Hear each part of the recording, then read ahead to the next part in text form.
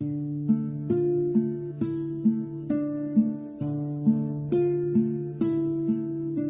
Българията всеки знае го като Синги, не сал като Иван. С дух висок, сърце огромно, с поглед на титан.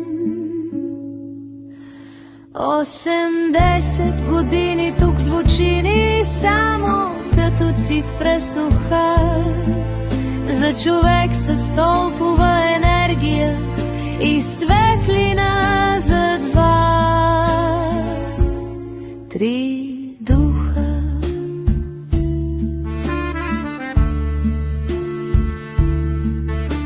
Сингито и птица е щастлива, вална, леко крила. В ксерокса в началото на пътя открил е своята сила. Когато пишещи машини бяха актуални и на мода, той бе двигателят, лицето на завода и народа. Но съдбата теглеше го все към Софията град,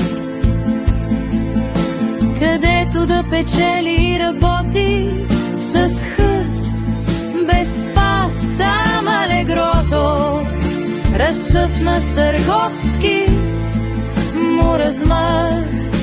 В черният си кожен шлифер не знаеше ни студ, ни страх. 80 години тук звучи ни само като цифра суха. За човек с толкова енергия и светлина за два, три духа.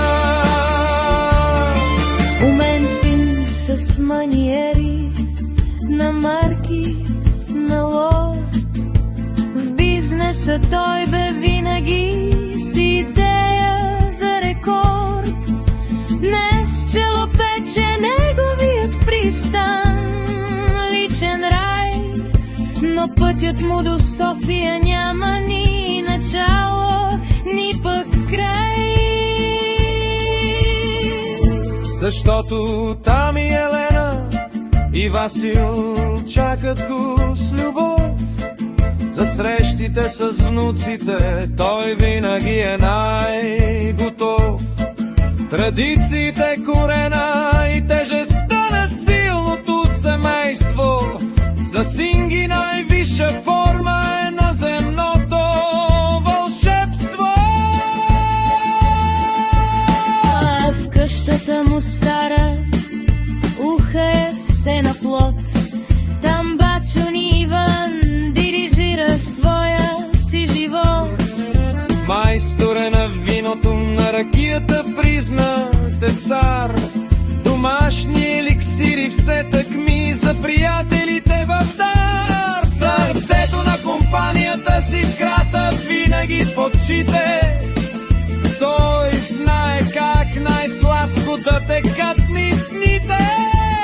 На всеки празник и купоне моторът и духът, за него песен е и вечен празник е света.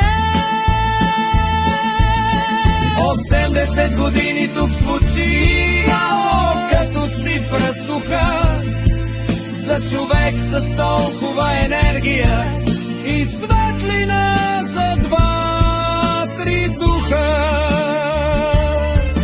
Да си жив, бачо Иване, да си здрав и все засмян. Ти вечния си Синги неповторим.